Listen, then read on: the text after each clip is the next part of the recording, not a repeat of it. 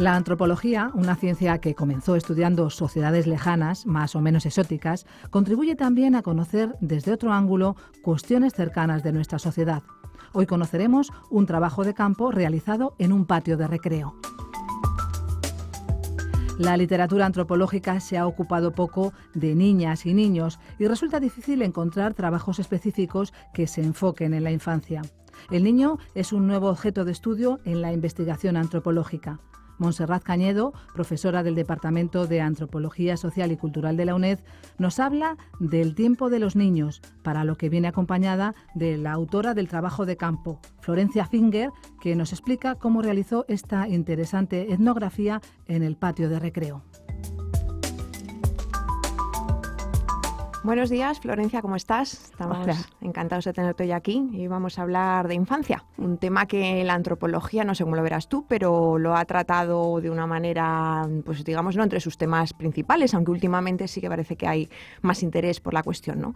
Tú has hecho un trabajo de campo interesantísimo sobre el tema de la construcción social de la infancia y has defendido tu tesis doctoral recientemente con este tema, muy exitosamente, por cierto, te damos la enhorabuena.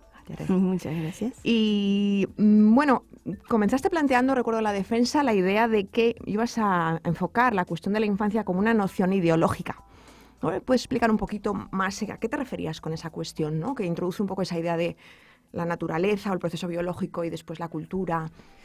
Bueno, simplemente no negar, evidentemente, los aspectos biológicos y los que tienen que ver con el desarrollo cognitivo y que diferencian a nuestros cachorros, digamos, de los adultos, pero sí entenderlos empastados, comprenderlos en términos de convenciones culturales, es decir, la organización que las sociedades se dan y las diferentes culturas se dan sobre cómo dividen y ordenan el tiempo de la vida es una manera de entender y reflejar interpretaciones del mundo. Entonces la infancia también es una manera de entender y interpretar el mundo. O sea, que nos habla también sobre los adultos, ¿no? Sobre el modo en que una determinada cultura se construye, ¿no? La idea de adultez. Claro, es decir, no hay posibilidad, al menos en antropología, tú lo sabes bien, no hay posibilidad de tratar un tema que no esté íntimamente relacionado con otros.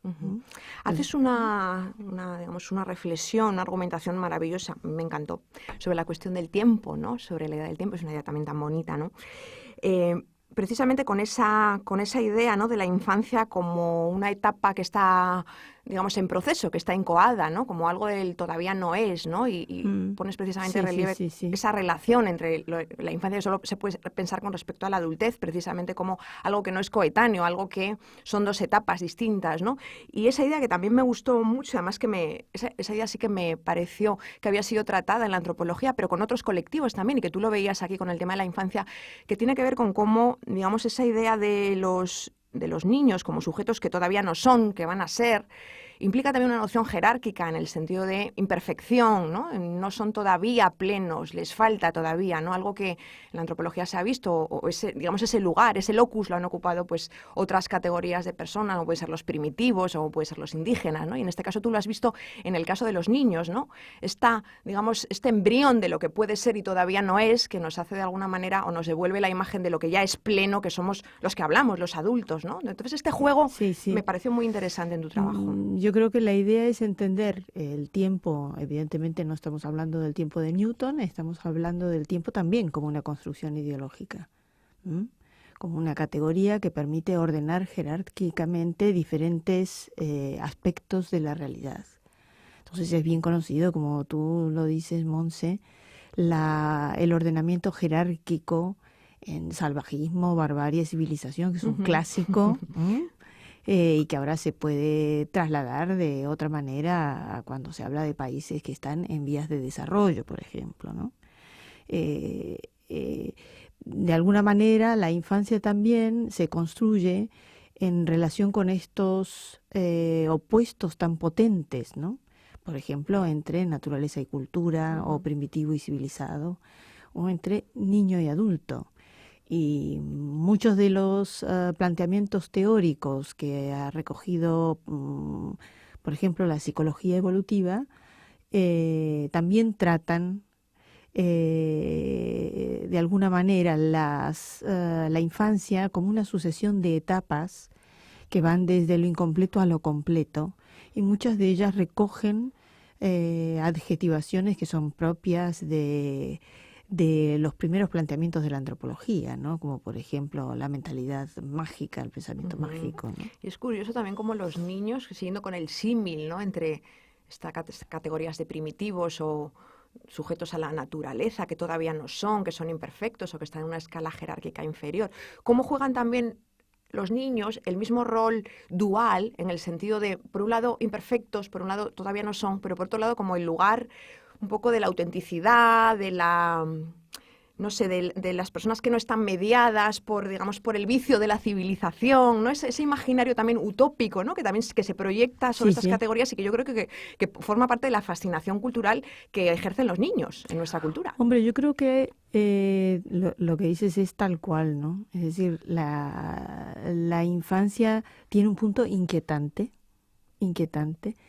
porque pone de manifiesto la dificultosa separación de estos opuestos tan contrastados, ¿no?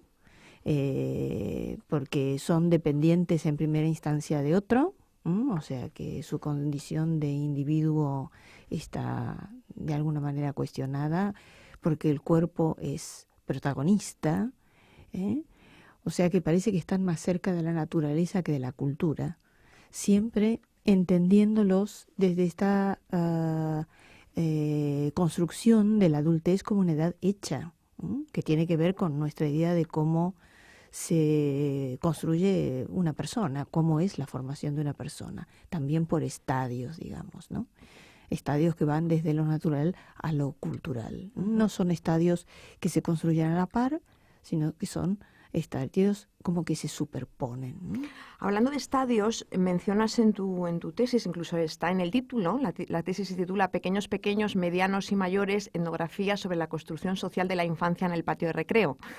Pues introduces en el título es una suerte de segmentación de la infancia, ¿no? Como este juego entre categorías pequeños, medianos y mayores, que son temporalidades biográficas, pero que no son, digamos, estancos, sino que son relativas y que los propios niños juegan con ellas, ¿no? En el sentido, además en el sentido este que hablábamos de, digamos, de jerarquía, ¿no? Cuando un niño le dice a otro, tú es que eres muy pequeño, como queriendo un poco desvalorizarle, ¿no? Este juego, digamos, entre estas tres categorías, ¿cuándo te resultó relevante y por qué le has dado, digamos, esta centralidad como para que forme parte, digamos, del título, ¿no? De la tesis. Era importante intentar entender cuáles eran las categorías que realmente se jugaban cuando se jugaba en el patio de recreo, ¿no? Y de alguna manera despojarme de categorías previas. Evidentemente tú tienes que tener un corpus teórico fuerte para poder hacer una etnografía, pero también entender qué es lo que pasa, ¿no? Y se hablaba mucho del tiempo. Se hablaba constantemente del tiempo. Los niños hablaban del tiempo. Claro, se hablaba de pequeños, se hablaba de mayores, se hablaba de cumpleaños. Más allá de que todo esto se da en el patio de recreo, que es una parcela acotada en el espacio y en el tiempo muy rigurosa, dentro de la escuela, que sabemos que es una institución fundamentalmente organizada en tiempos. Es como una especie de metáfora de lo que se considera podríamos llamar una visión escolarizada de la infancia, que ha influido muchísimo en lo que entendemos como niño, ¿no? Entonces, los niños se manejaban así, e incluso la propia idea de niño se manejaba como una categoría de alteridad. Pequeño o niño se usa despectivamente. Otro, ¿no? El que no soy yo. Sí, es el que tú no eres. Había muchos pequeños, muchos pequeños, pero no había ni uno que se reconociera como pequeño. Tal. Sí. Bueno, se deduce de lo que vas contando que, digamos, parte, no sé si completa o parte de tu metodología ha tenido que ver con trabajo de campo realizado precisamente en un patio de recreo. Sí. Además, tú tienes una condición también peculiar en relación a ese patio de recreo, ¿no? En el sentido de, o a la institución escolar donde está ese patio de recreo. ¿Nos puedes contar un poco cómo fue, Sí. digamos, este proceso metodológico Sí. y tu posición en él, un poco? Bueno, yo creo que en un principio fue una posición difícil, ¿no? Comprometida en el sentido de difícil. Yo soy maestra en uno de los centros donde realicé la mayor parte de la etnografía, aunque también contrasté mis datos con observaciones en un patio de recreo de otro centro educativo, de otro centro escolar, ¿no? Yo creo que tenía una gran ventaja. Por supuesto, pues cuando uno hace una etnografía, tiene una visión antropológica, holística de lo que quiere hacer, ¿no? Pero además de eso, yo soy maestra de música y entonces soy una especie de marginal dentro de lo que es la estructura académica promocional. ¿Mm? Y eso me permitió jugar con cierta libertad, como observadora en el patio de recreo, observadora y participante. Y luego los niños se brindaron a ser coetnógrafos realmente, al punto tal que a algunos de ellos les di unas pequeñas grabadoras, varias porque algunas se rompieron, para que ellos fueran grabando lo que les parecía relevante. Eso también me devolvió lo que ellos en un principio consideraron que era pertinente que yo viera de lo que era infancia. Era una visión realmente muy idealizada de la infancia. Sí, los niños. Sí, los mismos niños. Después, cuando pasó el tiempo, se dieron cuenta que era bastante más que recoger juegos, o como algunos me decían, juegos tranquilos. ¿Y tu etnografía se centró, digamos, tu observación participante en el contexto del patio? Sí. ¿O la extendiste, digamos? Porque estoy pensando que, claro, en una institución escolar gran marcadora de tiempos propios, digamos, el condicionamiento que puede suponer observar a los niños en una situación o en otra dentro de esa institución, digamos que no es lo mismo, ¿no? Me refiero, no sé si los viste fuera del colegio, no sé si te planteaste alguna vez este tipo de juegos o... No, lo que fundamentalmente hice fue elegir el patio de recreo porque dentro de lo que es la estructura escolar es la que tiene un control menor por parte del adulto, ¿no? Y entonces eso me permitía también poder continuar trabajando y hacer mi trabajo etnográfico. Además, conté con ayuda por parte de ambos colegios, increíblemente. Tanto la dirección de los centros como los propios niños, ¿no? Que al principio, bueno, se mostraban un poco reticentes a ver qué es lo que quería esta mujer que está ahí sentada. y luego realmente me ayudaron mucho, ¿no?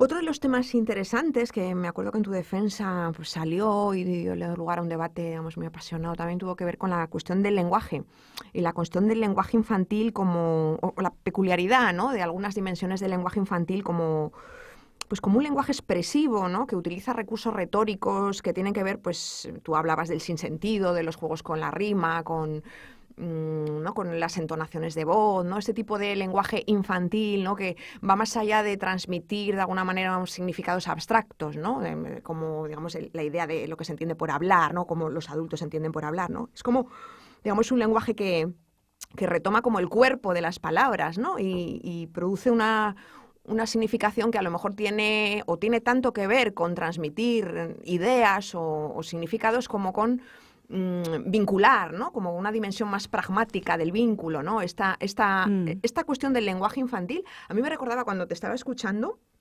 a otras dimensiones también de la lengua humana que se dan entre los adultos. Y estaba pensando, por ejemplo, en el lenguaje ritual, o por ejemplo en el lenguaje artístico, ¿no?, en la poesía dadaísta, o incluso en el lenguaje amoroso, ¿no?, el lenguaje entre los amantes, donde lo que importa menos es o no, o a la vez que se transmiten esas, digamos, esos significados abstractos, esa pregnancia del vínculo, ¿no? Que se establece a través de esa corporalidad de lo hablado, ¿no? Entonces, esa dimensión me pareció muy bonita, como tú veías el lenguaje infantil, contrastarlo con este otro tipo de lenguajes y luego percibir de nuevo cómo esto se entiende como un habla, digamos, disminuida, ¿no? Como esto no es hablar, o el niño no sabe hablar, o cuando se le dice al niño, habla bien, como que decir, deja de hacer el tonto y habla bien, ¿no? O sea, que hay de nuevo una jerarquización que tiene que ver, además, tú lo comentabas con esta idea de que el niño todavía no es un agente pleno, ¿no? Tampoco es un agente pleno del lenguaje, entonces, por lo tanto, no tiene, digamos, esa interioridad que transmitir, ¿no? Que es propio del discurso. Entonces, esto nos introduce también, pienso, en cómo entendemos, ¿no? Los adultos en nuestra cultura particular, lo que significa hablar, ¿no? Y quién está capacitado para hablar, ¿no? Entonces, este juego que hiciste y que expusiste, la verdad es que me pareció precioso. Mira, manejarse en temporalidades biográficas, que es este juego de posicionarse como pequeño, como mayor o como mediano, que siempre se hace en relación con el otro, aunque en realidad la posición más cómoda es ser mediano, que es lo que uno reconoce que es. Pequeño sirve para indicar a otro. También implica manejarse con diferentes recursos expresivos. Evidentemente, los estilos de habla que se entienden como otros recursos expresivos, como propio de cada corte de edad, no califican a los individuos en concreto, sino son los individuos en relación. De tal manera que los niños se deslizan interpretativamente. Esto que tú decías, ¿no? Habla bien. Ellos juegan con esos deslizamientos interpretativos en un entramado de registros expresivos. Imagínate como si estuvieras tocando el órgano y tienes que ir tirando de los registros diferentes para hacer la interpretación correcta, ¿no? Eso tiene que ver también con la valoración de los usos del habla. Evidentemente, cuando tú utilizas recursos de pequeño, lo que pretendes o lo que haces, más que declarar, es sugerir. Por eso está bien el símil que tú haces con lenguajes vinculados a lo ritual, ¿no? Y entonces, montar las palabras sobre un soporte musical implica una intención. Esa es la intención que los mayores, para despegarse de lo infantil, rechazan y consideran tajantemente como que eso no es hablar, y te lo dicen así, y que justamente los dadaístas, muy buena tu asociación, consideran que es como volver a las bases de la poesía, ¿no? Lo que se juega aquí es qué recursos expresivos pones en acción para negociar tus espacios de poder. Creo que no tenemos mucho tiempo más, pero sí me gustaría terminar, Florencia, haciéndote una pregunta general sobre un poco el papel o el lugar que ves tú en el marco de una antropología general de los estudios sobre la infancia. Es decir, qué tradición han tenido, cómo están en estos momentos, cuáles ves tú que son las líneas más interesantes, cómo se puede pensar la infancia desde la antropología. Yo pienso que la infancia se puede pensar desde la antropología unida a todos los estudios que tienden a explicar nuestra condición humana. Pensarla despegada de eso me parece muy imposible. Realmente hay ahora muchísimo más interés yo creo que desde los 90 en adelante hay líneas de investigación muy interesantes, desde las posiciones de Corsaro, por ejemplo, hasta investigaciones que se han hecho en relación con la infancia desde la perspectiva del trabajo, esta idea de que los niños que trabajan pues no tienen infancia, desde la idea de la relación con el espacio, cuáles son los espacios de los niños y cuáles son los espacios para los niños, ¿no? Hay una producción bastante interesante que además está orientada también en una crítica de los modelos dicotómicos de pensamiento. Entonces, de alguna manera, los estudios de infancia nos pueden permitir entender mejor cómo se construyen de forma mucho más dinámica las relaciones sociales, ¿no? Tal vez ponen en cuestión la idea de estructura como una cosa fija. Y bueno, yo creo que ese es la gran apuesta que hay en general en la antropología, a través de los estudios de infancia o a través de otros. Bueno, pues terminamos aquí, de nuevo dándote las gracias por estar con nosotros y dándote la enhorabuena por ese doctorado recién finalizado. Esperamos poder leer el libro pronto. Esperemos que sí. Y bueno, invitarte otro día para que nos cuentes más. Muchísimas gracias, bueno, Monse. pues Me he hasta la sentido próxima. muy, muy a gusto. Gracias. Sin distancias.